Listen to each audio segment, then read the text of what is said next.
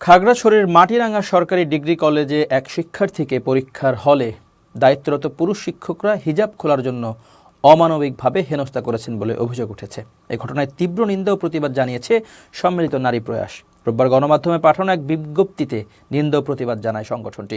এর আগে শুক্রবার ওই শিক্ষার্থীকে হিজাব খোলার জন্য বাধ্য করা হয়। ভুক্তভোগী মাটিরাঙ্গা সরকারি ডিগ্রি কলেজের ২০২১ সেশনের তৃতীয় ও চতুর্থ সেমিস্টারের পরীক্ষার্থী।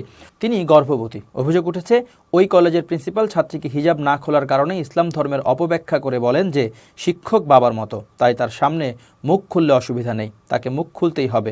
শিক্ষার্থী হিজাব খুলতে রাজি না হওয়ায় তাকে সবার সামনে অপমান ও হেনস্থা করে এক পর্যায়ে পরীক্ষার হল থেকে বহিষ্কার করা হয়।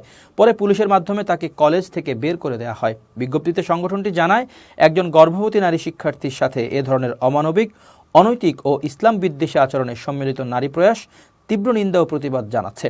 এ ধরনের ঘটনা দেশে সাম্প্রদায়িকতা সৃষ্টি করতে পারে। একটি স্বাধীন দেশের নাগরিকদের ধর্মীয় স্বাধীনতার উপর এটি চরম আঘাত। তাই বাংলাদেশের সকল নাগরিকদের পক্ষ হতে, বিশেষত নারী সমাজের পক্ষ থেকে সম্মিলিত নারী প্রয়াস ওই কলেজের প্রিন্সিপাল সহ সম্পৃক্ত শিক্ষকদের বরখাস্ত সহ দৃষ্টান্তমূলক শাস্তি দাবি করছে।